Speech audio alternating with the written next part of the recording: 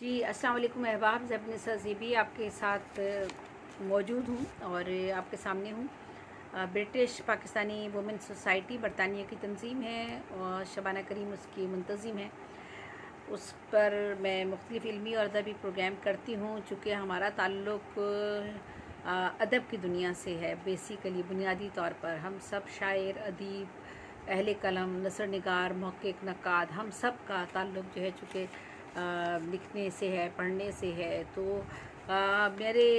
मैंने सोचा क्यों ना ऐसे मौज़ू का इंतख़ाब किया जाए जिसमें हम अपने तमाम शुरा व अदबा के हवाले से और एक हमारा जो इदारा है पाकिस्तान का, जो कि जिसका काम है कि मुख्तलिफ़ जिसके अग़राज़ व मकासद हैं कि वो शुरा और अदबा के लिए और इल्म व अदब की तरक्की और तरोीज के लिए काम करे, उस अदारे के बारे में थोड़ी सी मालूमात आप लोगों तक पहुंचा सकूं। तो ये मैंने थोड़ी छोटी सी कोशिश की है। इस सिलसिले में मैंने बल्कि ख़ुद अकेडमी अदबियात पाकिस्तान का जो उनका ब्रोशर है उसी से ही रहनुमाई ले रही हूँ और उन्हीं की जो ब्रोशर भी है और मैगज़ीन्स भी और कुछ कुतुब भी, जो मैं अकेडमी अदबियात इस्लामाबाद जब कॉन्फ्रेंस में शरीक थी और मैं अपने मकाले पेश करने के लिए इस्लामाबाद गई थी, तो उस वक्त उन्होंने मुझे दिए थे।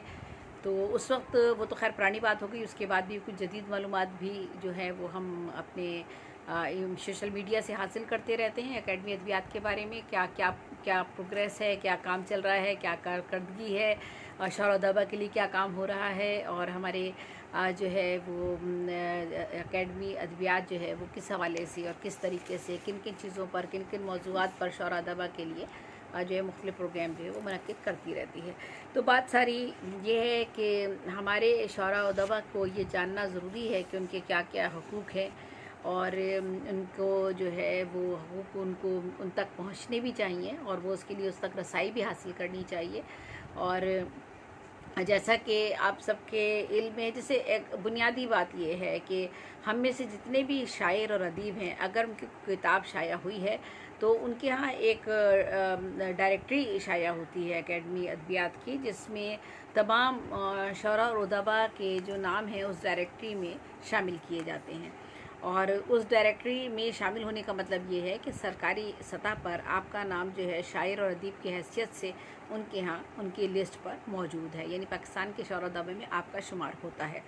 तो कोशिश यही करनी चाहिए कि अगर हमारी किताब कोई शाया हो जाती है और या हमारी कुतुब शाया हो जाती हैं तो हम उस फॉर्म प्रोफार्मा को ज़रूर भरें और उस लिस्ट में उस डिक्शनरी का हिस्सा बने। गो कि वो डिक्शनरी हर साल तो शाया नहीं होती क्योंकि वो काफ़ी ज़ख़ीम हो चुकी है अब तक और उसमें बेशुमार शुरा अदबा का ज़िक्र है।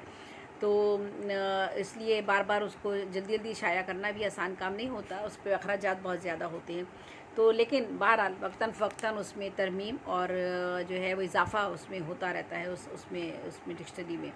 तो जो अहले कलम की जो डिक्शनरी है उसमें, तो उसमें डिक्शनरी में जो बुनियादी बातें मैं आपको बता देती हूँ वो ये है। एक तो ये है कि आप उसको जब फॉर्म को भरते हैं तो आपका फॉर्म भरने का जो है उसमें सबसे पहले जब आप अपनी किताबों का इंदराज करते हैं तो किताबों के इंदराज के साथ साथ आप उसका सन भी लिखते हैं। उन किताबों की इशाअत का सन क्या है, वो किताब कहाँ से शाया हुई है, कितने सफ़ात की है और उस का जो है वो मुख्तलिफ़, अगर वो गज़लियात की है तो उस हिसाब से उसके सफ़ात क्या हैं, गज़लियात कितनी हैं, क्या हैं, या नज़में हैं तो क्या हैं, और अगर नसर पे वो किताब है तो कितने सफ़ात पर मुहित है। तो ये इन सब चीज़ों को वो उसमें मालूमात उसमें आपको देनी पड़ती हैं, जिससे ये मुकम्मल तौर पर अंदाज़ा हो जाता है कि वो बाकायदा आपकी किताब है या कोई किताबचा है। क्योंकि हम में से पेशतर लोग ऐसे हैं जिनके बारे में जो मुख्तसर किताबें छपवाते हैं, तो कम से कम आपकी किताब की जो ज़ख़ामत है, ज़ख़ामत से मुराद मेरी ये नहीं है कि 120 से लेकर 150 सफ़े तक किताब जो है वो तसव्वुर की जाती है, लेकिन इसका मकसद हरगिज़ ये नहीं है एक पेज पर एक शेर लगा दिया जाए और 120 या 150 सफ़े कर दिए जाए, ऐसा नहीं होता। ठीक है, तो ये ज़रूरी होता है कि आपकी किताब वैसे तो 200 सफ़े 150 सफ़े से कम की किताब नहीं मानी जाती, लेकिन अगर इससे कम सफ़ात की है तो वो किताबचे में शुमार होती है और उनको किताबों में शुमार नहीं किया जाता। तो इसीलिए वो पूरी डिटेल उसके अंदर मांगते हैं अकेडमी अदबियात का जो प्रोफार्मा होता है, ताकि आप उस डिटेल में आप अपनी हर चीज़ उसमें शो कर सकें। जब आप उसमें अपनी तमाम चीज़ें बुनियादी तौर पर जब आप उस फॉर्म को भर देते हैं तो उसके बाद आप उन तमाम हकूक़ के भी जो है वो उन तमाम हकूक़ के लिए भी आप जो है आपका एक नाम इंदराज हो जाता है, यानी आप अपने हक़ के लिए लड़ भी सकते हैं, अपने हक़ के लिए बात भी कर सकते हैं कि आप एक अदीब हैं, एक शायर हैं, एक मुसन्निफ़ हैं। और अब अकेडमी अदबियात जो अपने शोरा व अदबा के लिए जो उसको फ़ंड दिया जाता है सालाना या जितने भी अरसे बाद दिया जाए, क्योंकि सालाना वैसे तो फ़ंड हमारे सरकारी इदारों को सालाना ही मिलते हैं, लेकिन बाज़ दफ़ा कोलैप्स हो जाते हैं, बाज़ दफ़ा किसी और चीज़ में ख़त्म हो जाते हैं, तो फिर बहुत सी चीज़ें जो हैं वो रुक जाती हैं, वो काम फिर आगे बढ़ जाती हैं और फिर अगले फ़ंड से वो जो है वो काम जारी रखे जाते हैं। तो हमारे इदारों में ये काम होता है, सारे इदारों में होता है। सरकारी इदारों में तो ये अकेडमी अदबियात भी एक इदारा है, सरकारी इदारा है। अब इस सरकारी इदारे में जो आप जो है उसमें सबसे पहले आप उनके अपने हकूक़ हासिल करने के लिए आपको एक प्रोफार्मा भरना ज़रूरी है। यानी प्रोफार्मा भरने से मुराद ये है कि आप भरें ताकि उनको पता चले, उनकी लिस्ट पर आपका नाम आ जाए। और अगर नहीं भी भरा हुआ तो कोई हर्ज नहीं है, आप उसके बावजूद भी अगर आप माली मुश्किलात का शिकार हैं या आप किसी बीमारी में मुब्तला हो गए हैं या आप किसी माजूरी का शिकार हो गए हैं और आप अदीब हैं, आप शायर हैं, मुसन्निफ़ हैं, या किसी मसाइल का अगर आप शिकार हो गए तो तब भी आप अकेडमी अदबियात जो है आपके इस सिलसिले में आगे बढ़कर मददगार साबित होती है। इस सिलसिले में फिर उस वक्त प्रोफार्म भरा जा सकता है। आपके सूबे में जो अकेडमी अदबियात का दफ्तर होता है, ज़िली दफ्तर होता है, वो भी आपकी सिफारशात जो है आगे भिजवाता है और उसके तहत आपकी जो है उन मुश्किलात को हल करने के लिए अकेडमी अदबियात जो है कोई वजीफ़ा भी मुकर्रर कर सकती है और उसके साथ साथ आपकी माली तौर पर इमदाद भी की जा सकती है। अगर बीमारी की हालत है तो बीमारी का इलाज भी करवाया जा सकता है, जो फ़ंड उसे दिए जाते हैं। और ये फ़ंड शोरा व अदबा और हमारे राइटर्स के लिए ही, अहले कलम हमारे जो हैं उनके लिए ये अलग से फ़ंड वहाँ पर दिया जाता है। और इसका मकसद यही होता है कि अगर कोई शायर अदीब हमारा किसी मुश्किल में है तो उसकी मुश्किल का हल किया जाए। तो बहरहाल सबसे बुनियादी बात और सबसे बड़ा मसला तो हमारे शोरा व अदबा का यही होता है कि वो माली मुश्किलात का शिकार होते हैं। तो अगर माली मुश्किलात का वो शिकार हैं तो उसमें उनको वजीफ़ा मुकर्रर कर दिया गया। अब तो वजीफ़ा जो है बहुत ज़्यादा माशाल्लाह अच्छा खासा उन्होंने कर दिया है, पहले तो बहुत कम हुआ करता था। तो ये वजीफ़ा जो है आपको माहाना मिल सकता है, ठीक है। तो ये इस तरफ आप तवज्जो दीजिए। तो अच्छा, ये भी है कि ग़ालिबन आपकी 3 किताबें शाया होनी चाहिए, फिर वही किताबों की ज़ख़ाम मतलब वो सारी चीज़ें और बाकी और भी बहुत सी चीज़ें बुनियादी तौर पर होती हैं, लेकिन किताबों का तस्करा होता है। लेकिन बहरहाल अब तो यहाँ ये भी होता है कि लोग 3 किताबें अपने उस्ताद से लिखवा लेते हैं, उन्हें कुछ थोड़ा बहुत पैसे देते हैं और वहाँ जमा करा के उसके बाद जो है वो वजीफ़े वगैरह के लिए अप्लाई कर देते हैं। तो ये बहरहाल थोड़ी बहुत ये सब चीज़ें तो हर इदारे में चलती हैं और हर जगह होती हैं। तो इससे मायूस नहीं होना चाहिए, हमें वो देखना चाहिए पॉजिटिविटी कितनी है किस काम में। तो जहाँ जो है वो गो के मुश्किलात का सामना करना पड़ता है, अकेडमी अदबियात गो के वो हमारा इदारा है, हमारा इदारा है, हमारे लिए है, हमारी फ़लाह व बहबूद के लिए है, उर्दू की तरक्की और तरोीज के लिए है, शोरा व अदबा की फ़लाह व बहबूद के लिए है। क्योंकि शोरा व अदबा किसी भी कौम की जो है वो क्रीम एक ऐसी क्रीम होती है, ऐसे लोग होते हैं जो मुल्कों कौमों की रहनुमाई करते हैं अपने कलम के ज़रिए। तो कलम जो है हमारा नौए इंसानी की फ़लाह व बहबूद के लिए इस्तेमाल किए जाने वाले शोरा और अदबा का शुमार जो है वो लीडरान में शामिल होता है। वो ऐसे लीडर होते हैं, ऐसे रहनुमा होते हैं जो कौमों की तकदीरें बदल सकते हैं। अल्लामा इकबाल का नाम हमारे सामने है, बेशुमार शोरा व अदबा के नाम हमारे सामने है, मौलाना मोहम्मद अली जौहर का नाम है, हाली का नाम हमारे सामने है, ज़फ़र अली ख़ां का नाम हमारे सामने है। बेशुमार लोग हैं जिन्होंने अपने कलम की ताकत से, देखिए हमने पाकिस्तान भी अपने कलम की ताकत से ही हासिल किया है। तो बहरहाल हमारे शायर और अदीब की बहुत ज़्यादा अहमियत होती है। ये बात अलग है कि अब इसमें बहुत कुछ शायरी की दुनिया में ख़ास तौर पे बहुत मिलावट हो गई है, ओरिजिनल शायर मिलना ज़रा मुश्किल होते हैं हमें। और अब जब ये बहुत आसान सूरत हो गई है सामने कि आप शायरी ही के ज़रिए सबसे तेज़ी के साथ आप तरक्की पा सकते हैं और अपना नाम और मकाम बना सकते हैं, तो ये चीज़ जो है वो बहुत ज़्यादा इसने अदब को थोड़ा सा नुकसान भी पहुंचाया है। लेकिन बहरहाल मेरा यहाँ पर मकसद ये नहीं है, बल्कि मेरा मकसद ये है कि अगर आप अहले कलम हैं, अगर आप लिखते हैं तो आपको अपने हकूक़ के बारे में मालूम होना चाहिए। तो अकेडमी अदबियात का अगर मैं ज़िक्र करूँ कि इसका क़याम कब आया था अमल में और क्यों आया था, तो पहले तो यही कि इसके क़याम जनाब ये ज़ुल्फ़िकार अली भुट्टो की वज़ारत उज़्मा के दौर में वफ़ाक़ी वज़ारत तालीम के तहत एक ख़ुद मुख्तार इदारे की हैसियत हैसियत से 1 जुलाई 1976 यानी 1976 को अमल में आया था।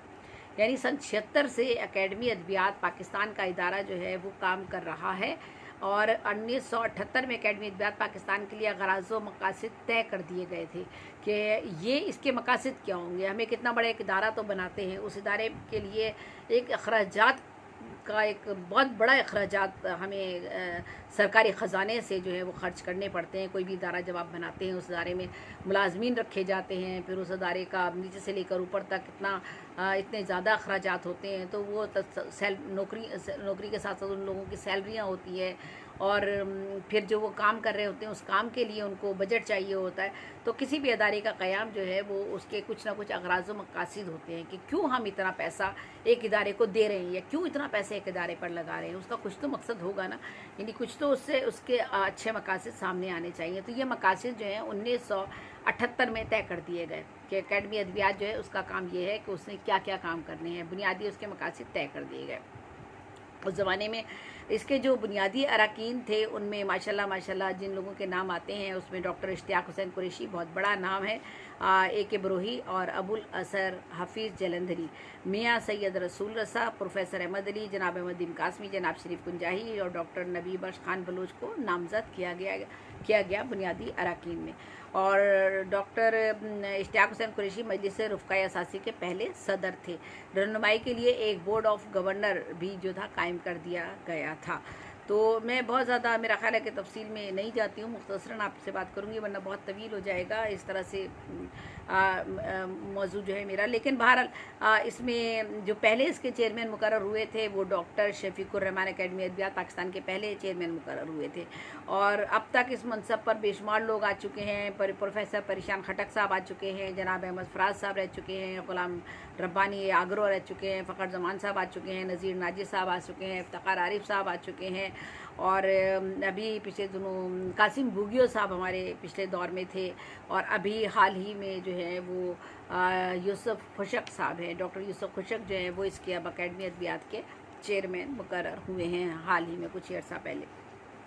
तो बहरहाल ये तकर्रुरियाँ होती हैं और इसमें एकेडमी अदबियात पाकिस्तान के डायरेक्टर जनरल का मनसब पे फाइज रहने वाले जो पहले डायरेक्टर थे इसमें वो जनाब मसीहुद्दीन अहमद सिद्दीकी साहब थे और फिर इसी तरह से बाकी और लोग भी थे जिनमें कई नाम आ जाते हैं कि डायरेक्टर जनरल कौन रहा। और फिर हमारे ज़हीरुद्दीन मलिक साहब भी इसमें डायरेक्टर जनरल के ओहदे पर फाइज रह चुके हैं। माशाल्लाह डॉक्टर ज़हीरुद्दीन मलिक साहब से मेरी मुलाकात है। अल्लाह ताला उनको जो है वो ज़िंदगी में बहुत सी कामयाबियाँ अता फ़रमाए, क्योंकि जिस वक्त मैं उनसे मिली थी तो उन्होंने आगे बढ़कर जिस तरह से मुझे खैर मकदम मेरा किया और जिस तरह से उन्होंने मेरी रहनुमाई की और मुझे उन्होंने कहा कि आप राइटर हैं, हम आपके लिए जो है फ़ला इदारा प्रोग्राम करवा सकता है और हम आपको ये हॉल दे सकते हैं, आप यहाँ पर अपना प्रोग्राम जो है वो अरेंज कर सकती हैं। तो अल्लाह ताला का शुक्र है, उसका रब्बे करीम का एहसान है कि मंशा याद साहब ने हल्का अरबाब ज़ौक़ के तहत बिला मुआवज़ा मेरे लिए प्रोग्राम का इनेकाद वहाँ पर किया था, जिसमें डॉक्टर एहसान अकबर भी शामिल थे, मंशा याद साहब शामिल थे और मंजर नकवी साहब शामिल थे और बहुत से लोग काफ़ी शामिल थे। तो बहरहाल ये ज़हीरुद्दीन मलिक साहब की मैं बहुत शुक्रगुज़ार कि वो इतनी मोहब्बत और अखलाक से पेश आए। गो के एकेडमी अदबियात में मैं सबकी बात नहीं कर रही हूँ, कभी कभी ऐसी सूरत हाल भी होती है कि आप एकेडमी अदबियात जाएँ और चाहें कि आप किसी बड़े अफसर से मिल लें तो मिलना मुमकिन नहीं होता। अव्वल तो आपसे ये कह दिया जाता है कि जो है वो सर मीटिंग में है, या फिर कह दिया जाता है कि सर किसी और कहीं और गए हुए हैं, वहाँ मीटिंग उनकी हो रही है। तो किसी भी बड़े अफसर से मिलना महाल होता है और बहुत मुश्किल होता है, सिवाय ये कि आप वहाँ पर एडमिनिस्ट्रेशन में जाकर तो ज़रूर मुलाकात कर सकते हैं डायरेक्टर एडमिन से या असिस्टेंट डायरेक्टर एडमिन से, लेकिन अमूमन जो होता है बड़े अफसरान जो हैं वो आपसे उन तक रसाई आपकी नहीं होती और आपसे मुलाकात नहीं कर नहीं हो पाती। सबकी बात नहीं कर रही हूँ, कुछ यकीनन बहुत अच्छे लोग होंगे। बुग्गे साहब से भी मैंने सलाम दुआ मेरी रही अकेडमी अदबियात की जब कॉन्फ्रेंस थी, तो उस वक्त तो वो कॉन्फ्रेंस में चूँकि वो साथ साथ ही थे, तो उनसे सलाम दुआ भी रही। और बल्कि बहुत जब वो आए नहीं थे तो उससे पहले उनको मैंने सोशल मीडिया पर ही जब कुछ उनको मुश्किलात और मसाइल सिंध का जो हमारा अकेडमी अदबियात का ऑफिस है, इसके हवाले से कुछ उनको मैंने मुश्किलात से आगाह भी किया था। और शुरू में अताउल्लाह कासमी साहब से भी कभी कभार जो है वो मैं कोई किसी मैसेज के ज़रिए कोई बात उनको उनके मैसेंजर बॉक्स में डाल दिया करती थी, और रिप्लाई भी कभी कभी आ जाया करता था। तो ऐसा नहीं है, अच्छे हालात सब तरह के होते हैं, और कोई ज़रूरी नहीं है कि जो हालात जो किसी एक साथ का सिचुएशन हो वो दूसरे के साथ भी उसी तरह से हो। मुमकिन है तब्दीलियाँ होती रहती हैं, मिजाज बदलते रहते हैं, चीज़ें लोग बदलते रहते हैं, और नेचुरली बात है कि ये बड़े ओहदों पर होते हैं, ग्रेड उनके बहुत ज़्यादा होते हैं, और वो फिर हर अदीब और सहाफ़ी से अगर मिलना शुरू कर दें तो मेरा ख़्याल उनका काम हर्ज होता है। गो कि ऐसा नहीं होना चाहिए। और क्योंकि अगर कोई सहाफ़ी या कोई माज़रत अगर कोई अदीब या शायर किसी एक शहर से दूसरी जगह जाता है, इस्लामाबाद पहुंचता है और अकेडमी अदबियात के दफ्तर में जाता है और वो मिलना चाहता है, उसकी कोई ख्वाहिश होती है, तो मैं नहीं समझती कि उसकी इस ख्वाहिश को रद्द किया जाए। उससे 1-2 मिनट मिल लेने में कोई हर्ज नहीं है। तो बहरहाल क्योंकि ये कितने दिन के लिए, मतलब हमारे पास जो ये ओहदे होते हैं ये कितने दिन के लिए होते हैं, आर्जी ओहदे हैं, क्योंकि साल 2 साल के लिए 3 साल के लिए ज़्यादा आपका अपॉइंटमेंट होता है, उसके बाद एक नया शख्स आ जाता है और फिर उसके हवाले जो है ये चीज़ें सारी जो है उस तक पहुंच जाती हैं। तो ये इक़्तिदार तो मुंतकिल होता रहता है, अरसा तरह से चीज़ें जारी हैं। लेकिन बहरहाल ओवरऑल जो है ये इसका मकसद यही है कि आप जो है वो शौरा और अदबा की जो है वो बेहतरी के लिए काम करें, और ना सिर्फ उनकी बेहतरी के लिए बल्कि पाकिस्तानी ज़बानें जितनी भी हैं, यानी अगर पाकिस्तानी ज़बानों का जिक्र किया जाए तो उन ज़बानों के फ़रोग़ के लिए काम करें, और अदब के अंदर तरक्की और तरोीज के लिए जो काम होने चाहिए वो करने चाहिए। और मैं नहीं समझती कि इस तरफ तवज्जो देनी चाहिए। पता नहीं, शायद वही वाली बात है कि बहुत से लोग ऐसे हैं कि जिन्होंने काम तो बहुत किया है, मगर उनकी रसाई चूँकि इन इदारों तक नहीं रही, या उनके पास वो वसाइल नहीं रहे कि उनकी शोहरत उन लोगों तक पहुंच पाए या इन इदारों तक पहुंच पाए। उनके काम की शोहरत कह रही हूँ मैं, उनकी शोहरत तो मैं कह नहीं सकती क्योंकि चूँकि वसाइल नहीं है तो शोहरत भी हासिल नहीं कर पाते ऐसे लोग। तो ऐसे बड़े बड़े लोग, नामवर लोग भी गुजरे हैं हमारे उर्दू अदब में, जिनकी रसाई वहाँ तक नहीं हो पाई और उनकी तरफ किसी ने तवज्जो तक नहीं दी। और मैं नहीं समझती कि उन लोगों को नज़रअंदाज नहीं किया जाना चाहिए। और अगर किसी भी तरीके से, किसी भी सूरत हाल से अगर वो लोग सामने आते हैं किसी भी तवस्सुस से, तो उन लोगों को अहमियत देनी चाहिए। अब मैं अक्सर जिक्र करती हूँ पीरज़ादा आशिक किरानवी साहब का। पीरज़ादा आशिक किरानवी साहब ने, चूँकि हम अदब की तरक्की और तरोीज की बात कर रहे हैं, अदब की तरक्की और तरोीज क्या होता है, यानी अदब में एक काम अगर हुआ हुआ है, उस काम को किसी तरीके से आपने, किसी और ने उसको किसी और तरीके से बिल्कुल एक जुदा मुनफरद अंदाज से उसको बढ़ाया। ठीक है, शायर तो सारे हैं, अदीब भी सारे हैं, ठीक है, शायर हैं, अदीब हैं, मुसन्निफ़ हैं, मौक़िक़ हैं, नक्काद हैं, बेशुमार हैं। ठीक है, नाम बनाने में और ये सब चीज़ें करने में वसाइल का भी हिस्सा होता है, आपकी किस्मत का भी हिस्सा होता है, आपके ओहदों का भी हिस्सा होता है, आप जिन मनसबों पे बैठे होते हैं वो भी आपको फ़वाइद पहुँचाते हैं। तो ये सब चीज़ें तो होती हैं ये, लेकिन इन सबसे मायूसी तो नहीं होनी चाहिए। लेकिन बहरहाल एक अकेडमी अदबियात, जिस तरह से हम यूनाइटेड नेशन को कहते हैं ना, अक़वाम मुत्तहिदा का इदारा अमन व अमान की बका के लिए बनाया गया, लेकिन वहाँ पर भी जो है वो जानिबदारी थोड़ी सी बढ़ती जाती है। देखिए, थोड़ी सी नहीं बल्कि बहुत ज़्यादा बढ़ती जाती है, चूँकि वीटो का हक़ जिनके पास नहीं है, जिन ममालिक के पास, वो बेचारे अपने मसाइल लेकर एक तरफ बैठे रहते हैं और उनके मसाइल पर कोई तवज्जो नहीं देता और कोई उनकी आवाज़ तक नहीं उठाता। तो ऐसी सूरत हाल दूसरे इदारों में भी हो सकती है और होती भी है। तो अकेडमी अदबियात भी एक ऐसा ही इदारा है, और ज़रूरी नहीं है कि हर जो है वो हर शख्स तक, हर अदीब तक उसकी नज़र पहुँचे और उसके काम तक उसकी जो है वो रसाई हासिल कर सके। इसमें मददगार साबित होना चाहिए हम सबको मिलजुल कर, और उन लोगों को सामने लाना चाहिए। अब देखिए, अकेडमी अदबियात जो है वो एक काम ये भी करती है कि जो अहम शौरा और उदबा है हमारे, वो उनके हवाले से पाकिस्तानी अदब के मेमार के उन्वान से उनके ऊपर किताबें शाया करती है। यानी उनकी ज़िंदगी पर, उनकी फ़न और शख्सियत पर किताबें शाया करती है कि उन्होंने क्या काम किया अपनी ज़िंदगी में, क्या उनकी अहमियत है।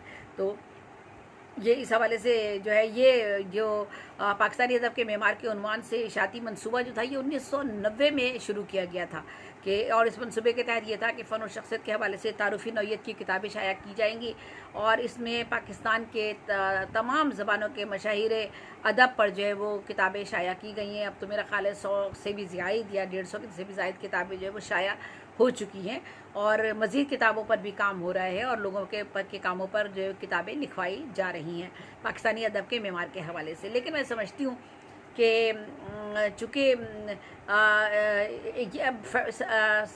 फेडरल की सतह पर ये काम हो रहा है, और इसमें माउन साबित होना चाहिए, इस माउन साबित होते हैं हमारे ज़ेली सूबाई दफातर, और वो अगर अपने लोगों को आगे लेकर आएँ, अपने सूबे के लोगों को, और बताएं कि हमारे यहाँ ये लोग अहम हैं, इनकी किताबों पर, इनकी शख्सियत पर भी कोई ना कोई किताब आनी चाहिए, तो मैं समझती हूँ कि ये बहुत ज़रूरी है।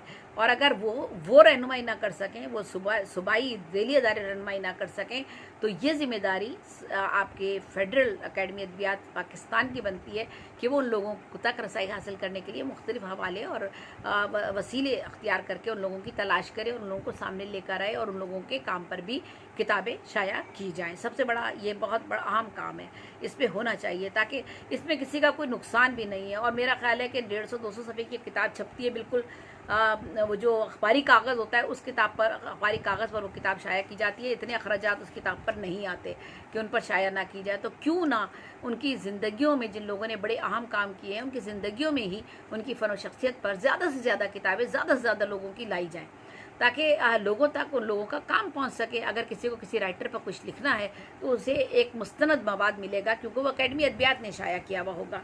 तो इस हवाले से मैं समझती हूँ कि मतलब जो गुजारिशात मैंने कहा था कि मैं कुछ गुजारिशात भी करूँगी इस प्रोग्राम में, तो वो मेरी गुजारिशात यही हैं कि इस हवाले से ज़रूर ज़्यादा से ज़्यादा लोगों पर किताबें शाया होनी चाहिए। और बल्कि अगर इसकी इजाज़त, जो कि ये बात मैं कह रही हूँ कि इसकी इजाज़त ज़ेली दफातर को दे दी जाए, यानी हर सूबे के में जो अकेडमी अदबियात का दफ्तर है उसको इजाज़त दे दी जाए कि आपके सूबे में जो कोई अहम अदीब और शायर है, या तो उनकी लिस्टें तो खैर ये भिजवाते ही होंगे, भिजवाते होंगे यकीनन, लेकिन वो ख़ुद भी अगर उनको बजट दे दिया जाए, या बजट ना भी दिया जाए, उनसे कहा जाए अपने वसाइल पैदा करके आप ऐसे लोगों को सामने लेकर आएँ और उनके कामों पर, फ़न और शख्सियत पर किताबें लिखवाएँ।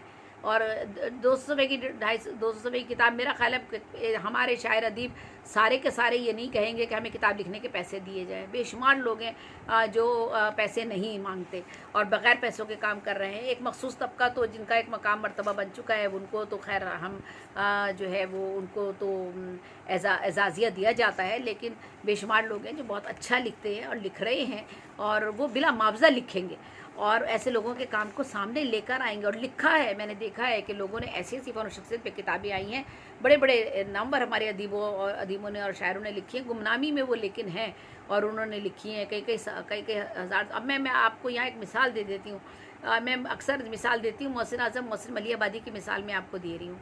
मोहसिन आज़म मोहसिन मलिह आबादी कराची की एक शख्सियत है, शायद पता नहीं अकेडमी अदबियात उन्हें जानती है या नहीं जानती है, और अगर जानती भी होगी तो शायद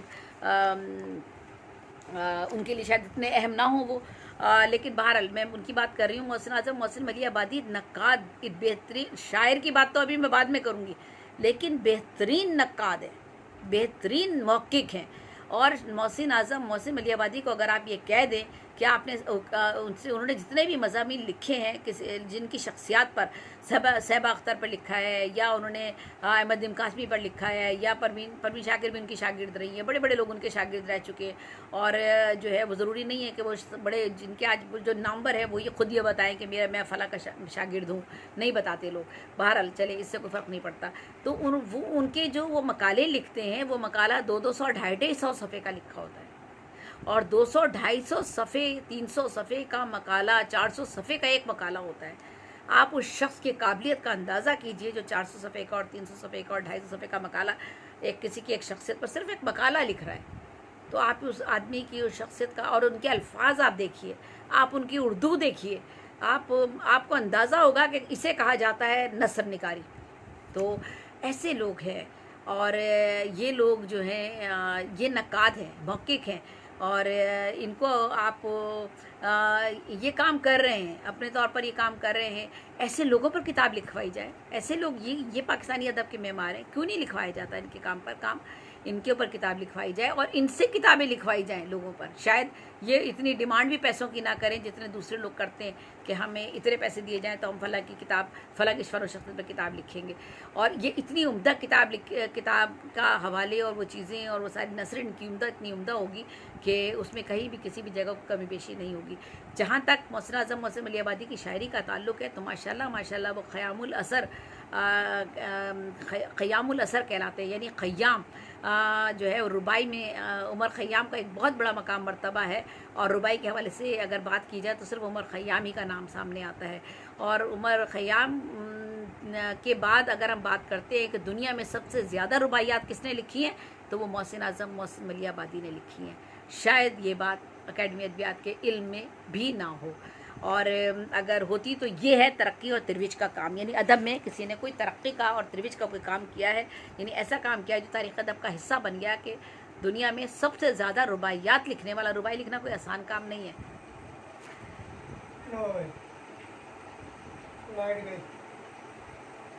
जी, तो रुबाई लिखना जो है कोई आसान काम नहीं है, लेकिन उन्हें रुबाइयात में उन्होंने जो है वो बहुत बड़ा काम किया। और उस राग़िब मुरादाबादी का बहुत बड़ा नाम है, रुबाइयात के हवाले से उनका बहुत बड़ा नाम है। तो बहरहाल मेरा मकसद यहाँ पर ये नहीं है कि चंद लोगों की बात करूँ इस तरह से। पीरज़ादा आशिक़ किरामी की जब मैं बात करती हूँ तो 35,000 अशार की उन्होंने दुनिया की तवील तरीन गज़ल लिखी है, 35,000 अशार की। तो क्या ऐसे ख़ास पर, और वो अशार ये नहीं कि आप उन्हें कह दें कि कमज़ोर हैं। ये जो हमने एक अपना एक माइंड सेट बना लिया है कि पहलवानी अशार और कमज़ोर अशार। पहलवानी अशार हैं यानी मजबूत अशार है, पहलवान हैं अशार हमारे, तो आप उसको सदारत भी दे दो और उसे बड़ा मर्तबा भी दे दो और मकाम भी दे दो। जी ये तो पहलवानी अशार है। पहलवानी अशार क्या होते हैं, मजबूत अशार क्या होते हैं, कमज़ोर अशार क्या होते हैं, आप पढ़ें तो पहले उन्हें। जिस आदमी ने 35,000 अशार की गज़ल लिखी है तो उस 35,000 में क्या आपको 4-5 हज़ार अशार अच्छे आपको नहीं मिलेंगे? उससे कहीं ज़्यादा अच्छे अशार मिलते हैं उस किताब में से।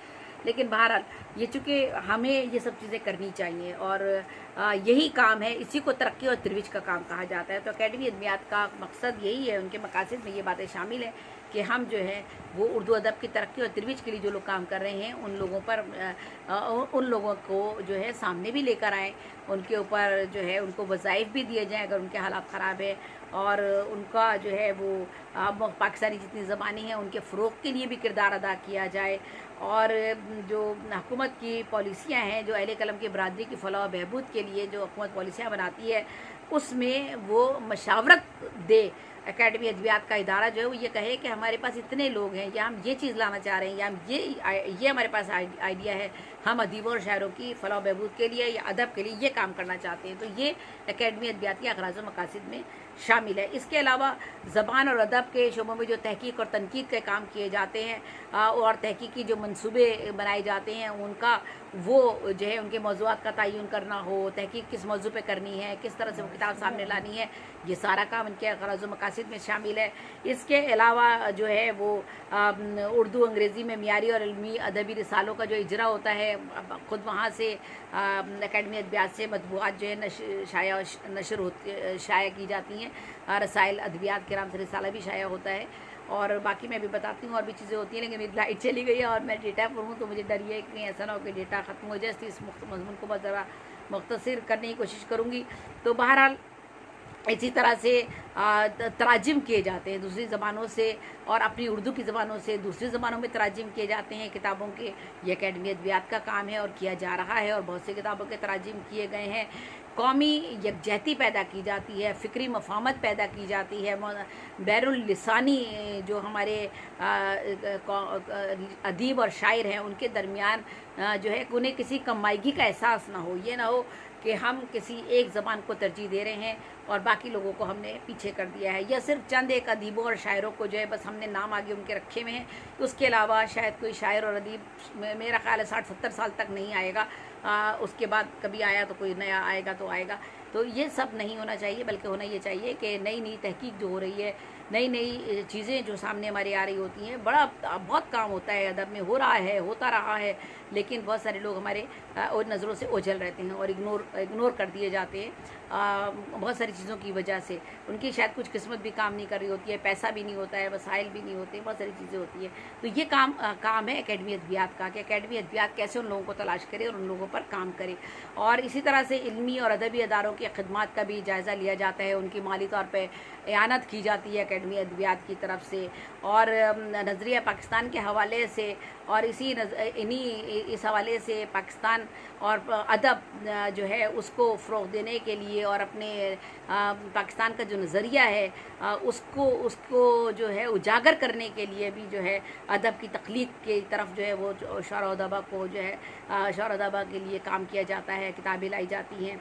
तो ये सारी चीज़ें, इसी तरह गैर मुल्की जो क़ायरीन हैं उन तक भी रसाई हासिल की जाती है और उनको जो है पाकिस्तान के अदब से मुतारिफ़ कराया जाता है। कॉन्फ्रेंसेस मुनक्किद की जाती हैं, वर्कशॉप होते हैं, सेमिनार होते हैं और इसी तरह से ये सारा जो है ये मकासद इनके एकेडमी अदबियात के होते हैं कि वो किस तरह से जो है वही सारे काम करें। अच्छा, इसके अलावा मुख्तलिफ़ अदबी इनामात और एज़ाज़ात दिए जाते हैं। पाकिस्तानी ज़बानों के अहले कलम को उसमें नामज़द कर दिया जाता है कि फ़ला को अवार्ड दिया जाएगा, कुछ को अच्छी किताबों पर दिया जाता है।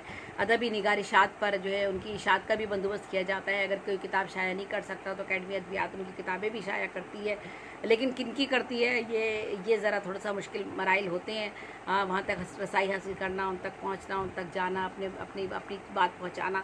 तो बहरहाल ये चीज़ें हैं। इसी तरह मालूमात के तबादले होते हैं इल्मी और अदबी इस्ताद बढ़ाने के लिए। वही जो मैंने बताया कि दूसरे ममालिक से राब्ते किए जाते हैं, वहाँ के ममालिक को कॉन्फ्रेंसों में मदऊ किया जाता है और इसी तरह से तबात और इशात के जो काम हैं अदब के हवाले से उनके लिए भी काम किया जाता है। अच्छा, इसके अलावा एकेडमी अदबियात ने जो था वो ये भी काम किया कि पाकिस्तानी अदब के तराजिम किए, गैर मुल्की अदब के तराजिम भी किए हैं, पाकिस्तानी अदब की तारीख़ के तराजिम किए हैं और उन पर किताबें लिखवाई हैं। अदबी और तहकीकी कुछ मंसूबे बनाए हैं, उन पर किताबें तहरीर करवाई हैं और मुख्तलिफ़ अदबी मौज़ूआत पर पाकिस्तान मेरा ख़्याल है 300 के करीब, 250-300 के करीब जो है वो किताबें जो वो शाया की गई हैं और एकेडमी अदबियात ने ही वो शाया की हैं। तो इसके अलावा जो सूफ़ी शौरा हैं हमारे, वो भी बैनुल-अक़वामी ज़बानों में उनके तराजिम किए जाते हैं।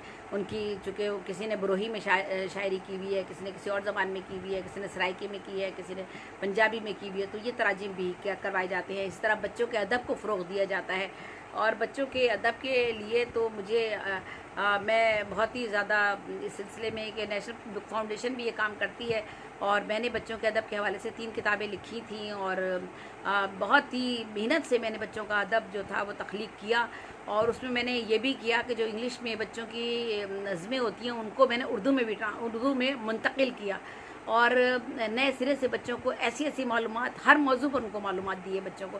और बच्चे 2.5-2 साल से बच्चे से लेकर मैंने बड़ी उम्र तक के बच्चों का जो है उन पर मैंने नज़में लिखी हैं। तो लेकिन बहरहाल वो मेरा काम भी रद्दी की नज़री हो गया, यूँ समझ लीजिए, क्योंकि नेशनल बुक फाउंडेशन को मैंने भिजवाया था। वहाँ शायद उन लोगों ने कहा भी कि हम आपकी किताब शाया करेंगे, फिर मालूम नहीं क्या हुआ, शायद वो चूँकि हमारे यहाँ सुक़-फ़ीते का निज़ाम है, उसी की नज़र वो काम मेरा हो गया। चले कोई बात नहीं, ये चीज़ तो चलती रहती हैं, होती रहती हैं। तो मेरा ही काम किया, बहुत सारे लोगों ने बहुत काम किया और लोग कर ही रहे। तो हमारे ये और बच्चों के अदब तख्लीक करना बहुत बड़ा काम है, आसान काम नहीं है, क्योंकि बच्चों की अगर आप तरबियत नहीं करेंगे ज़हनी तौर पर तो वही बच्चे कल हमारे मुल्क को कौम के सरबराह बनेंगे, मुल्क के मुख्तलिफ़ शोबों में हमारे वो लीडर बनेंगे। तो उनको उनके अंदर ऑनेस्टी पैदा करना, उनके अंदर ईमानदारी पैदा करना, उनको सही रास्ता दिखाना, उनको बताना कि ज़िंदगी क्या है, इन हक़ाइक़ से मुतारिफ़ कराने के लिए उनके लिए ऐसी शायरी की जाए, ऐसा अदब तख्लीक किया जाए ताकि उन बच्चों की उनकी किरदार साजी हो सके, उनकी जहन साजी हो सके और ऐसी किताबें शाया की जाए, इदारों की तरफ से शाया की जाए, उन्हें लाइब्रेरियों में रखवाया जाए, उन्हें जो है वो दीगर जगहों पर फैलाया जाए। जबकि हम जैसे लोग अगर वो किताब शाया करवा भी ले तो क्या कितनी किताबें शाया करा लेंगे, 300-400, इससे ज़्यादा क्या शाया कराएंगे। वो भी हमारे इर्द गिर्द लोगों में बढ़ जाती हैं, तो वो जो मकसद होता है, असल चीज़ तो मकसद जो है वो मकफूद हो जाता है। और इस तरह की नज़में कोर्स में शामिल की जाएँ, लेकिन वो आप तक पहुँचेंगी तो आप शामिल करेंगे ना। मतलब हम इतना इतना ज़्यादा मुताला किया जाए और लोग ढूंढें, तलाश करें कौन कौन लोग बच्चों के अदब पर काम कर रहे हैं, उनका कितना काम है, कहाँ है वो काम, उसमें से कौन कौन सी नज़में हम सेलेक्ट कर सकते हैं, कौन कौन सी किताबें शाया कर सकते हैं। तो बहरहाल ये सारे काम, ये सारी जिम्मेदारियाँ सबको मिलजुल कर ही निभानी है। ज़ेली अदारों को भी, अकेडमी अदबियात पाकिस्तान को भी, और हमारे अहले कलम अदारों को भी, और हमारे शौरा उदबा को भी, क्योंकि हम में से आपस में जब तक हम एक दूसरे का हाथ पकड़कर आगे नहीं चलेंगे, जब तक हम ये किसी को ये बताने की कोशिश नहीं करेंगे कि फ़लाँ का ये काम है, उसको सामने आना चाहिए, तो लोगों तक काम कैसे पता चलेगा, कैसे पहुंचेगा, नहीं पहुंच पाएगा। तो जबकि हम आपस में ही एक दूसरे का जो है वो आगे बढ़ने से जो है वो बढ़ते हुए देखकर किसी को खुश नहीं होते। तो ये चीज़ें हमें अपने अंदर से निकालनी होंगी। तो अच्छा, इसी तरह से मुख्तलिफ़ मौज़ूआत हैं जिन पर किताबें लिखी जाती हैं। सहमाई रिसाला अदबियात जो है वो अकेडमी अदबियात की जानिब से शाया किया जाता है। उसमें बड़े नंबर्स जो है वो शाया किए जाते हैं, और वाले कलम की निगारिशात भी होती हैं उसमें, और मुख्तलिफ़ शौरा उदबा के हवाले से नंबर शाया किए जाते हैं। गज़ल नंबर होता है, अफसाना नंबर होता है, बैनुल-अक़वामी अदब का नंबर हो शाया किए गए, ख़वातीन के आलमी दिन पर नंबर शाया किए जाते हैं, मसफ़राज़ नंबर, इस तरह बेशुमार। सहमाही अदबियात जो था ये भी हमारा अकेडमी अदबियात का इदारा जो है वो एक मैगज़ीन जो है वो रिसाला जो है वो शाया करता है। इस तरह शिशमाही मैगज़ीन और इदारे मैगज़ीन जो थे, अंग्रेज़ी रिसाला था पाकिस्तानी लिटरेचर, वो भी एक ज़माने में जो था वो यहाँ से शाया किया जाता था, और उसमें पाकिस्तानी अदीबों की तख्लीक़ात भी जो थी वो मुतारिफ़ की जाती थी, और बाहर के अदीबों जो पाकिस्तान से बाहर हैं, और अगर वो किसी मुख्तलिफ़ ज़बानों में लिख रहे हैं तो उनको अंग्रेज़ी में अगर वो लिख रहे हैं या तराजी में उनके, तो वो भी शाया किए जाते थे। इसी तरह माहनामा ख़बरनामा अकेडमी जो है वो भी शाया किया जाता था, जिसमें पूरे पाकिस्तान में क्या पूरे उर्दू अदब में जहाँ जहाँ अदब के हवाले से जो काम हो रहा है वो सारी ख़बरें उसमें लगाई जाती थी। तो इसी तरह पाकिस्तानी अदब का जो है वो सालनामा भी एक तरह नशर किया जाता था, इंतखाब सालाना, और उसमें नसर भी और शायरी भी शामिल की जाती थी।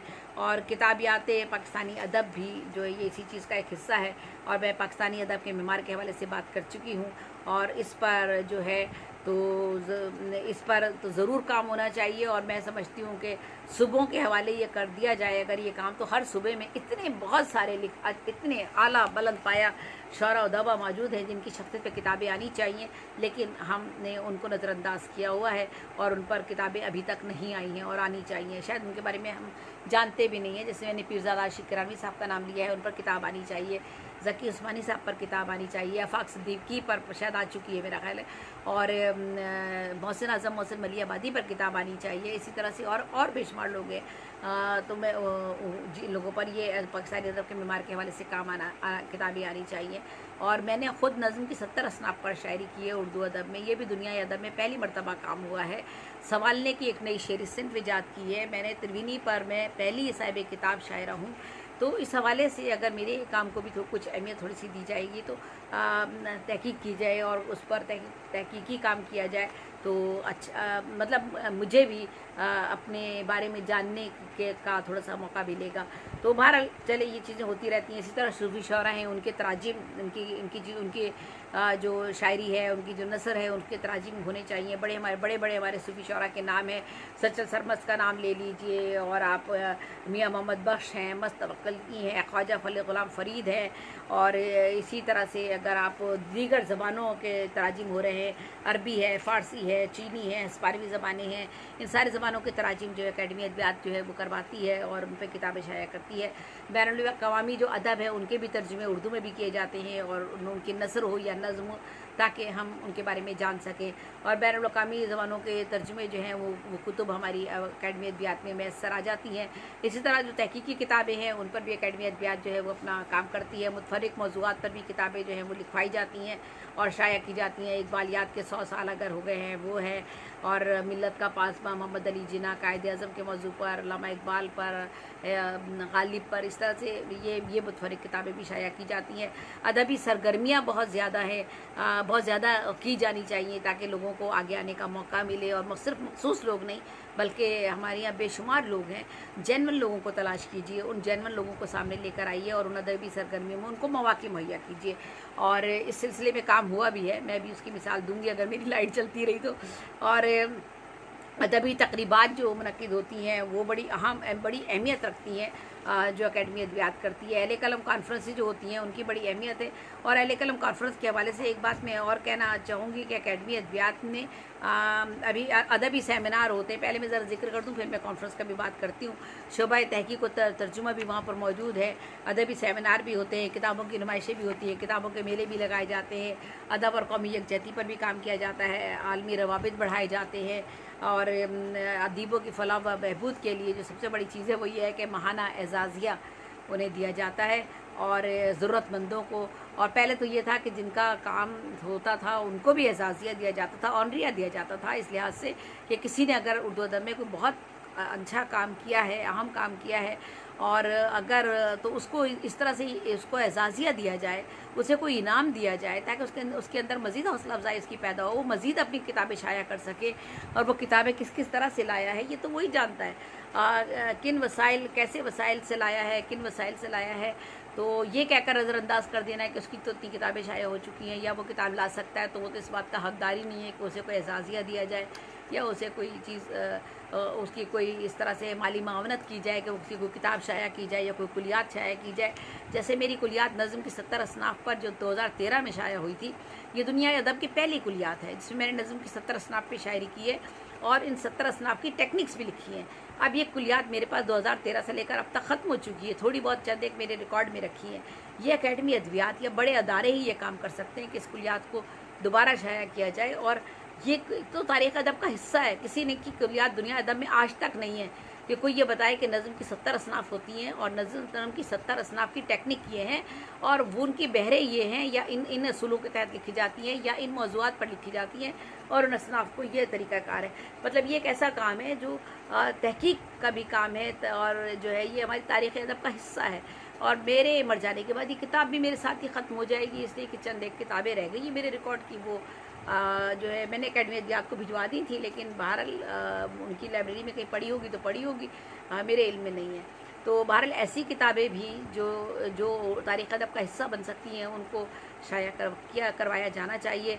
और अदीबों की फलाह व बहबूद के लिए जो है वो मुस्तहिक जो लोग हैं अहले कलम, उनके लवाकीन का ख्याल रखना चाहिए और उनकी सेहत और के लिए अखराजात जो है वो दिए जाने चाहिए, उनको वो के दिए जाते हैं। ऐसा नहीं है कि नहीं एजाज़िया दिया जाता है, लेकिन बहुत से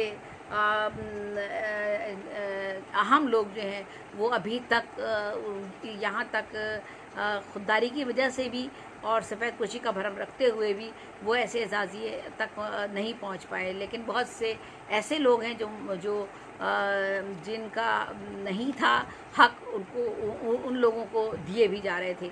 तो बहरहाल दिए जाते, ऐसा होता है, थोड़ा बहुत होता है, नमक में आटे में नमक के बराबर ये सब चीज़ चलती हैं। अच्छा, एक चीज़ और हुई थी, अहले कलम ग्रुप के इंश्योरेंस किए गए थे एक ज़माने में, और मेरा भी 1999 में इंश्योरेंस पॉलिसी की गई थी। उस अहले ग्रुप की जो इंश्योरेंस मुतारिफ़ करवाई गई थी उसमें तकरीबन 700 से ज़्यादा अफराद की इंश्योरेंस की गई थी कि ये हमारे लोग जो हैं हमारे पाकिस्तान अदब उर्दू अदब का असासा है और हम इनकी इंश्योरेंस लाइफ इंश्योरेंस पॉलिसी करते हैं। 1 लाख रुपया, कुछ ज़्यादा नहीं था। मरने के बाद 1 लाख रुपया उसकी वर्सा को मिलेगा और माजूरी की सूरत में शायद 1.5 लाख या कुछ ऐसे मिलेगा। लेकिन मरने के बाद, ज़िंदगी में तो खैर उसे मिलने वाला नहीं है, और मरने के बाद आपको पता ही है सरकारी दफ्तरों के कौन चक्कर लगाएगा, कहाँ से मिलेगा। लेकिन वो कुछ अर्से पहले, चूँकि मेरे 99 में मुझे इंश्योरेंस दी गई थी, सारे अखबारात में भी वो खबर छपी थी। लेकिन फिर कुछ दिनों पहले जब मैंने अब उसे 20 साल 21 साल हो गए, इसका मतलब मैच्योर हो चुकी थी, और वो पॉलिसी जो थी तकरीबन दिसंबर 2008 तक अकेडमी अद्वियात ने 1 करोड़ 26 लाख से ज़्यादा का प्रीमियम अदा भी उसका किया जा चुका था। तो इसका मतलब है कि जब वो इंश्योरेंस स्कीम दे दी गई थी और इतने पैसे अदा भी कर दिए गए थे, तो जिन लोगों के 20 साल 22 साल हो गए तो उस स्कीम में उनका हिस्सा बनता है, उनको दिया जाना चाहिए 1 लाख रुपए। अगर वो बीमार हैं तो उनके बीमार इलाज पर भी वो खर्च कर सकें, या वो जो भी उनकी सूरत हाल है, अगर वो मैच्योर हो गई है तो उसे उनको दिया जाना चाहिए, या उनके लवाकिन को दिया जाना चाहिए। लेकिन बहरहाल वो मैंने भी सुना है कि शायद वो इंश्योरेंस पॉलिसी भी बंद कर दी गई है या ख़त्म कर दी गई है। तो बहरहाल चले, जो भी है ये होना चाहिए ताकि हमारे अदीब जो है वो लावारसों की मौत ना मरे। जैसे मैं आजकल अभी देख रही हूँ कि हमारे कई शौरा और अदबा जो है अभी उनका हाल ही में इंतकाल हुआ है, और किस किस तरह से आखिरी वक्त में कितनी ज़्यादा पैसों की ज़रूरत पड़ती है। यानी माहाना जो मेडिसन पर हमारे जो अखराजात होते हैं, अल्लाह ताला माफ़ करे कि हम रोटी और रिस्क से ज़्यादा, खाने से ज़्यादा हमारे अखराजात हमारी दवाइयों पर और डॉक्टरों पर खर्च होते हैं। क्योंकि बिल्कुल बुढ़ापा ऐसी ही चीज़ है जैसा बचपन होता है। जब बच्चा आपका दुनिया में आता है तो जितना उसका डायपर पर और दूध जो बच्चे के फीडर पर और उसकी दीगर बीमारियों पर बार बार अखराजात होते हैं, वो कमज़ोर होता है। बुढ़ापे में भी यही सूरत हाल होती है, सारे अज़ा कमज़ोर हो चुके होते हैं। तो माहाना अखराजात जो दवाइयों के हैं वो भी 15-20 हज़ार से 25 हज़ार से कम नहीं होते हैं। अगर आपके घर में 2 या 3 अफराद बीमार हैं या 4 अफराद बीमार हैं, बुज़ुर्ग हैं, तो ये होते हैं। दूसरी बात ये है कि अगर आप जो है वो ऐसी बीमारियां आपको लाहक हैं जिनमें आप गर्मी बर्दाश्त ही नहीं कर सकते, यानी अगर किसी को फेब्रोमाइल्जिया है, फेब्रोमाइल्जिया में जो है बदन से आग निकल रही है, आपके हीट निकल रही है आपके, और इतनी शिद्दत के साथ निकलती है कि आप चीखते हो, आप रोने लगते हो, आप तड़पने लगते हो, तो उस ऐसी सूरत में आपको हर सूरत में आपको एसी चलाना पड़ेगा। आप अगर एसी नहीं चलाओगे तो वो आपकी बीमारी थोड़ा सा आपको सुकून मिल जाता है, थोड़ी सी देर के लिए आपको जो आराम आ जाता है वो आराम नहीं आपको मिल पाता। तो बहरहाल आप उसकी सफ़ेद पोशी को तो देख रहे हो, लेकिन आप ये देख रहे हो कि वो उसने उर्दू अदब में कितना काम किया उस शख्स ने, और उसका कितना मकाम और मर्तबा है। लेकिन इसके बावजूद वो ऐसी तकलीफ दे ज़िंदगी बुढ़ापे में अगर वो गुजार रहा होता है, तो ये अकादमी अदबियात को मद्देनज़र रखना चाहिए कि ऐसे उन तमाम लोगों पर नज़र रखे और उन लोगों के काम आए, और ये वजीफ़े वज़ाइफ उन लोगों को दिए जाएँ। इसलिए ना दिए जाएँ कि वो गरीब हैं या मुस्तहिक हैं, या जो इसलिए दिए जाएँ कि उन्होंने उर्दू अदब के लिए बहुत काम किया है। जिन्होंने बहुत काम किया है उसके बावजूद उनकी सज़ा ये है कि चूँकि उन्होंने बहुत काम किया, बहुत पैसा था, इतनी किताबें छाप ली, तो अब उनका हक़ ही नहीं बनता कि उन्हें कोई एजाज़िया दिया जाए। ये जुमला मुझ तक पहुंचा था, इसलिए मैंने यहाँ पर पहुंचा दिया आप लोगों तक। तो बहरहाल इसी तरह कौमी अदबी अवार्ड है जो दिए जाते हैं, और कौमी अदबी अवार्ड का इजरा भी 1980 में कर दिया गया था, और जिसमें साल में बेहतरीन जो कुतुब होती हैं उन पर अवार्ड दिए जाते हैं। उर्दू नसर की किताब पर दिया जाता है, उर्दू शायरी किताब पर दिया जाता है, पंजाबी अदब, सिंधी अदब, बलोची अदब, पश्तो है, सराइकी है, बरोही है, अंग्रेज़ी अदब और हिंदको अदब है, और तराजिम है। इन सब पर जो है वो जो है कौमी अदबी अवार्ड भी जो है वो दिए जाते हैं, और जो है और उनकी तसनीफ़ पर मुंतखब की जाती हैं। लेकिन बहरहाल बहुत सारे जैनमन लोगों को मिले हैं, बेशुमार जैनमन लोगों को मिले हैं, और चंद एक उसमें से नज़रअंदाज भी अगर हो गए हैं तो कोई बात नहीं, बहरहाल उनका हक़ बनता है, उन्हें तलाश करना चाहिए, उन्हें दिया जाना चाहिए। शाह अब्दुल लतीफ़ भिटाई और तसव्वुफ़ अवार्ड का भी इजरा किया गया था 1998 में कि वो भी अवार्ड जो है वो दिया जाएगा, और कुछ लोगों को वो अवार्ड दिए भी गए, और सूफ़ी शायरों के नामों से भी अवार्डों का इजरा किया गया था कि हम ये अवार्ड भी जो है वो शौरा अदबा के लिए को दिए जाते हैं, तो दिए जाते हैं अकादमी अदबियात की तरफ से। इसी तरह अकादमी अदबियात में जो है राइटर गैलरी भी बनाई गई है, उसकी अकादमी अदबियात में किताब घर भी एक बनाया गया है, अकादमी अदबियात की वेबसाइट भी है, इंटरनेट भी है, सब कुछ मौजूद है। सूबाई दफातर भी हैं, सूबाई दफातर जो है वो क्या काम कर रहे हैं, वो काम हमें गो के कम नज़र आता है, लेकिन सिंध गवर्नमेंट में जो है वो बहुत हुआ है काम, और हर हफ्ते एक मुशायरे का इनेकाद करना और सेमिनार का इनेकाद करना, और बजट ना होने के बावजूद जस्ट अ मोमेंट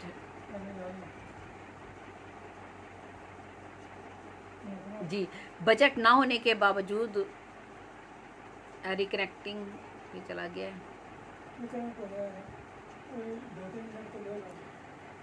तो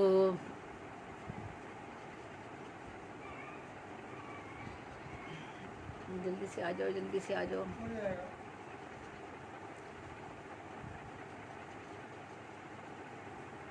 मैं मुकम्मल ही करने वाली थी, अपना डेटा से ही कर देती।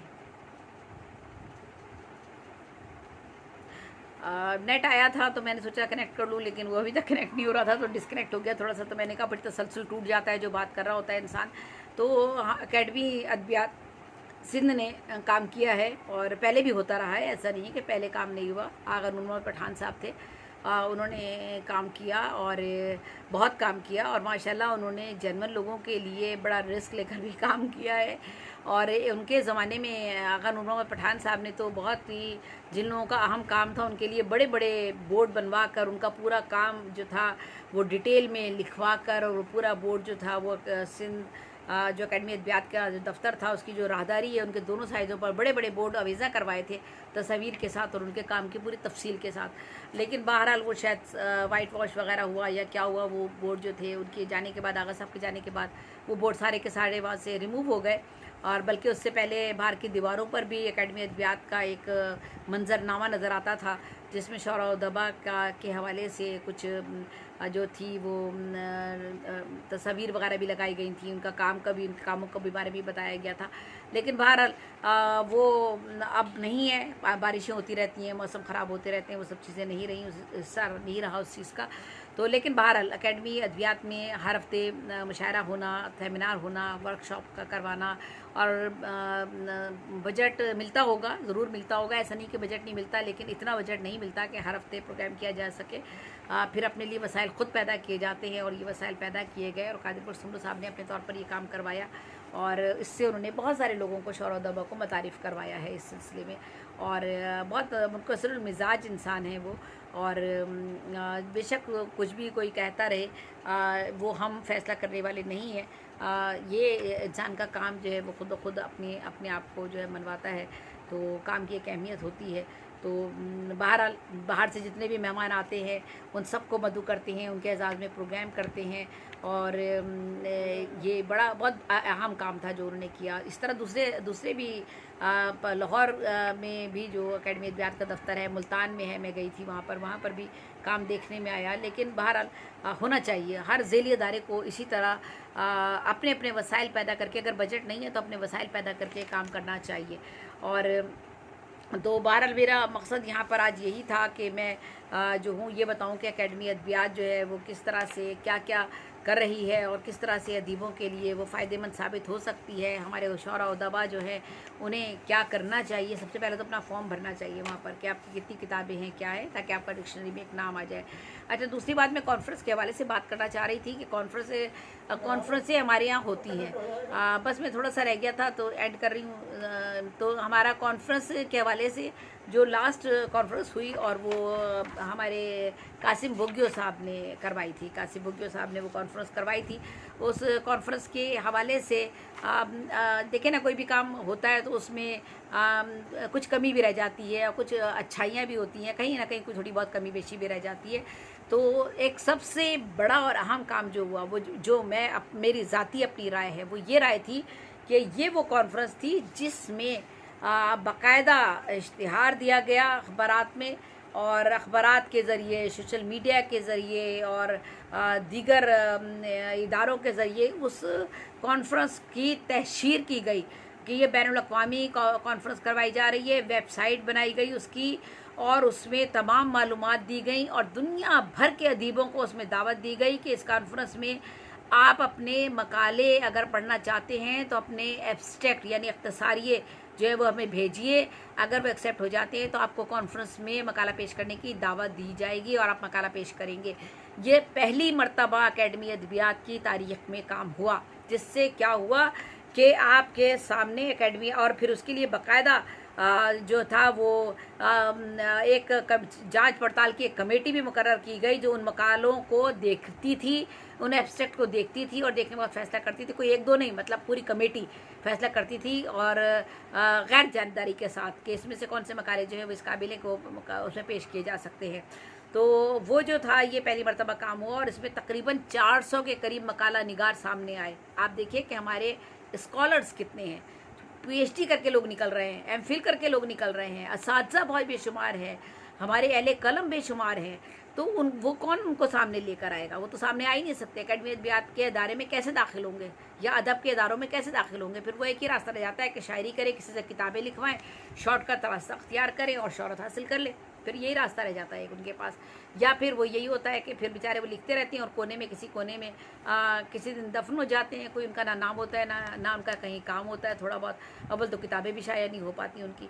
तो बहरहाल ये काम बहुत बड़ा काम था कि इन मकाला निगारों को, 200 के करीब मुमताज़ शायरों और अदीबों और दानिश्वरों को इस कॉन्फ्रेंस में मदऊ भी किया गया और उनको इजहार ख्याल करने के लिए उनको उनके मकाले जो है वो दिए गए। मैंने भी पहली मर्तबा अपनी किस्मत आजमाई यहाँ पर, इसलिए कि इससे पहले कभी भी किसी भी कॉन्फ्रेंस में किसी भी इंसान, किसी भी शायर और अदीब को जो है जब तक कोई इदारा ना उसका नाम भेजे या आप खुद ना मुंतखब करें, वो मकाला निगार शामिल नहीं हो सकता था और ना हो सकता है उस कॉन्फ्रेंस में।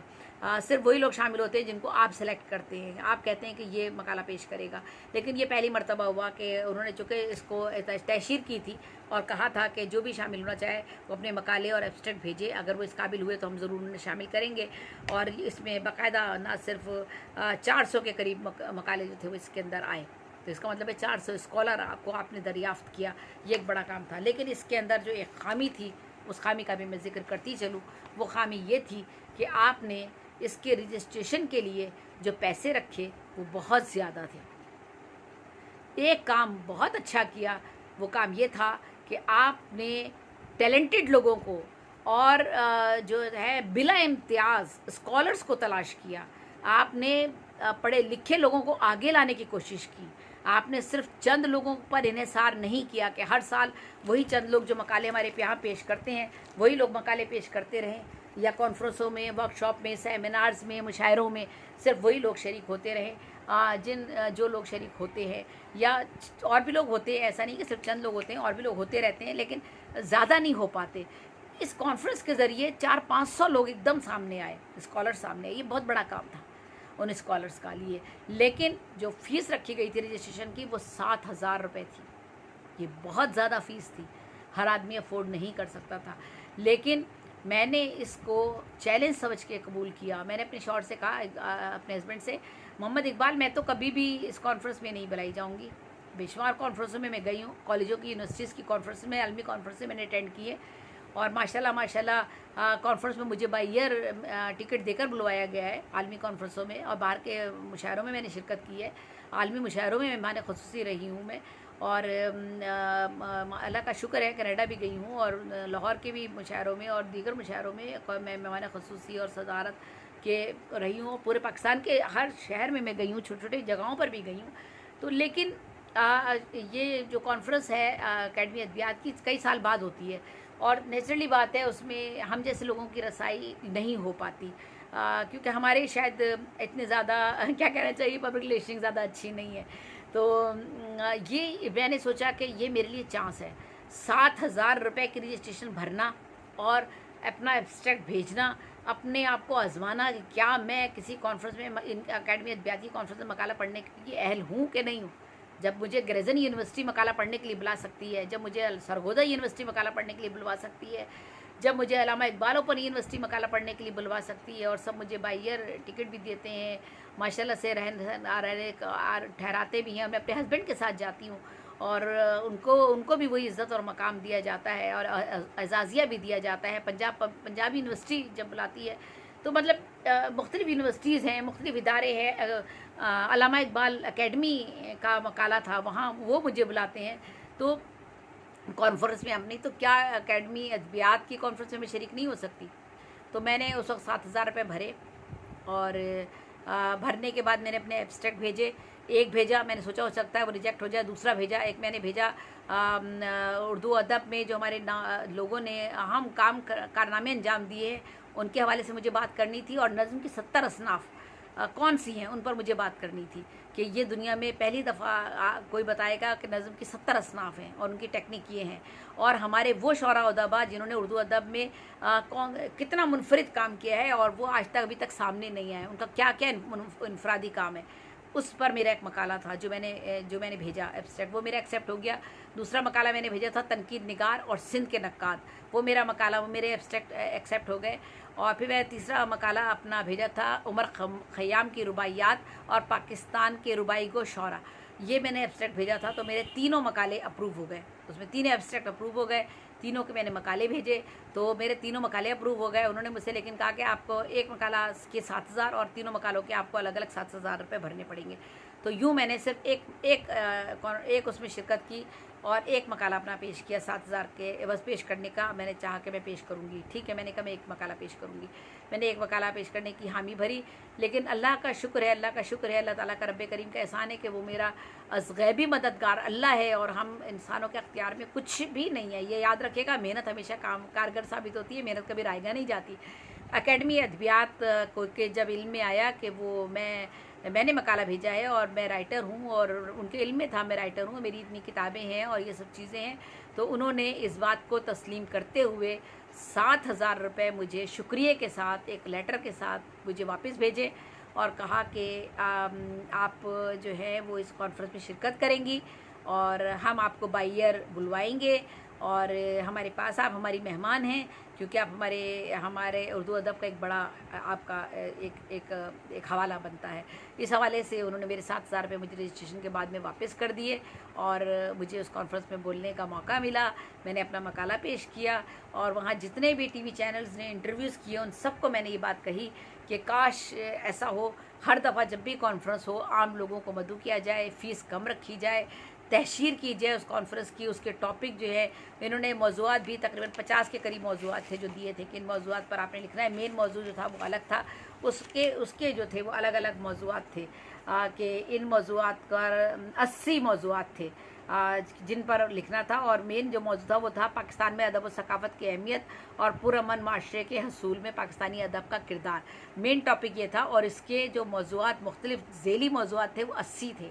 तो मैंने जिस मौज़ूआत का इंतखाब किया था, तो ये बहुत बड़ा काम है। अभी भी आइंदा भी अगर कभी कॉन्फ्रेंस होती है तो मेरी गुजारिश है कि इसी तरह से उसको मुश्तहिर किया जाए अखबारात और रसाइल में, सोशल मीडिया पर ज़ेली अदारों को कि हम कॉन्फ्रेंस कर रहे हैं, उसमें जो लोग शरीक होना चाहते हैं वो शरीक हों, और जो अदीब और शौरा हैं और जिनका कोई मकाम मर्तबा है, जिन्होंने कोई काम किया है, वो अगर शरीक होना चाहें तो उनसे रजिस्ट्रेशन की फ़ीस ना ली जाए, जैसे कि मुझे बाद में वापस कर दी गई। हाँ, जो हमारे दूसरे लोग हैं, जो स्कॉलर्स हैं, जो हमारे अभी स्टूडेंट्स हैं, यानी एमफिल कर रहे हैं, पीएचडी कर रहे हैं, वो लोग सामने आना चाहते हैं, टीचर्स हैं वो आना चाहते हैं, अगर उनके मकाले अप्रूव होते हैं तो उनके लिए बहुत मामूली फ़ीस रखी जाए, 1,000 रुपये रख दी जाए, 2,000 रुपये रखी जाए, इससे ज़्यादा फ़ीस ना रखी जाए। ये बहुत ज़्यादा फ़ीस थी 7,000 रुपये। इस पर बहुत तनकीद का भी निशाना बनाया गया उस वक्त, और बहुत सारी चीज़ें हुई इस बात पर। लेकिन बहरहाल एक अच्छा पहलू ये था कि उसमें आम लोगों को मौका मिला अपने टैलेंट को साबित करने का, और पता चला कि हमारे यहाँ स्कॉलर जो है वो तकरीबन 500 से भी ज़्यादा स्कॉलर मौजूद थे उस कॉन्फ्रेंस में आए और जिन्होंने अपने मकाले पेश किए, और वो उन मकाला निगारों की और मौक़िक़ीन और नक्कात की जो है वो एक खेप हमारे सामने एक नई आई। लेकिन बहरहाल बाद में उन्हें मौके मिले नहीं मिले ये एक अलग बात है। तो बहरहाल आज का मेरा प्रोग्राम यही था, और मेरा मकसद यहाँ पर यही था कि अकेडमी अदबियात जो है वो उसका मकसद ही ये है कि वो अदब के फ़रोग़ के लिए काम करे, अदीबों की फ़लाह व बहबूद के लिए काम करे। तो हम अदीबों को और हमारी अकेडमी अदबियात के इदारे को और हमारी हुकूमत को सबको मिलजुल कर इस तबके को जो है वो उठाना है और जेन्युइन लोगों को सामने लेकर आना है, और जेन्युइन लोगों के काम को जो है उसको आगे बढ़ाना है। उनकी किताबें भी शाया करनी है, उनके ऊपर फ़न और शख्सियत के जो है वो पाकिस्तान के मेमार के नाम से किताबें भी शाया करनी है, और इसके लिए इजाज़त दे वो सुबह को कि सुबह तलाश करके दे कि हमारे सुबह में फ़लाँ शख्स है, फ़लाँ शख्स है, इसके ऊपर किताब आनी चाहिए। अगर वो मशहूर नहीं हुआ, मशहूर इसलिए नहीं हुआ कि उसके पास वसाइल नहीं है, वो मशहूर इसलिए नहीं हुआ कि वो खुशामदी नहीं है, वो सिफारशी नहीं है, वो बैठा हुआ अपने एक कोने में काम कर रहा है, उसकी नेचर नहीं है, इस तरह की चापलूसी की नेचर नहीं है, वो बेचारा एक कोने में बैठा हुआ काम कर रहा है, उसको लोग नहीं जानते। काम उसने बहुत किया है और जानते हैं, लेकिन जानते बूझते उसे नज़रअंदाज कर दिया जाता है, क्योंकि अगर उसे वो आगे लाएंगे तो फिर आदमी जो है वो सोचता है उसे हम आगे ले आएंगे तो फिर ये क्या बात हुई, इसको ये तो कोई बात ही ना हुई, हम कैसे आगे ले आए। तो ये चीज़ें थोड़ी सी हमें कम करनी पड़ेंगी। हम शायरों को, अदीबों को अपने दिलों में वुसअत पैदा करनी पड़ेगी, जहनों में वुसअत पैदा करनी पड़ेगी, हाथ पकड़ के चलना पड़ेगा और हाथों को जंजीर बनाना पड़ेगा एक दूसरे के साथ मिलजुल कर, क्योंकि हमने कौम की इस्लाह का बेड़ा जो उठाया होता है वो अहले कलम के हाथों में होता है। याद रखिएगा, वो कौमों की तकदीरें बदलते हैं अपने इस्लाही कलाम से, अपने इस्लाही नसर से, अपनी इस्लाही तहरीरों से, तख्लीक़ात से। तो अल्लामा इकबाल का नाम ज़िंदा है, ताउम्र ज़िंदा रहेगा, इसलिए कि उन्होंने जिस तरह से बेदारी कौमों में पैदा की, और बेशुमार लोगों ने, बेशुमार शौहरा उदबा के नाम जो ज़िंदा हैं वो इसी वजह से ज़िंदा हैं कि उन्होंने कौमों में बेदारी पैदा की है। तो बहरहाल बहुत बहुत शुक्रिया। आज मैं अकेडमी अदबियात पाकिस्तान की बहुत शुक्रगुज़ार हूँ। अल्लाह ताला का बहुत मुझ पर एहसान है, रब करीम का, कि मुझे किसी से कोई शिकवा नहीं है। अल्लाह ताला का बहुत करम है मुझ पर। मेरा रब करीम का साहिबान मेरे सर पर है। बद्दुआ नहीं लगती, बस दुआएं लगती हैं। मुझ पे मेरे मौला की ख़ास ये इनायत है। बद्दुआ नहीं लगती, बस दुआएं लगती हैं। मुझ पे मेरे मौला की ख़ास ये इनायत है। तो मेरे अल्लाह ने जो है वो मेरे साथ है, और मैं काम कर रही हूँ, करती रहूँगी। मेरी 5 कुलियात आ चुकी हैं, और हर मौजू पर आ चुकी हैं। गज़ल के पर आ चुकी है कुलियात। कार दमाम आप देखें, हर कुलियात मेरी 2000 सफ़े की है जो शाया हुई है।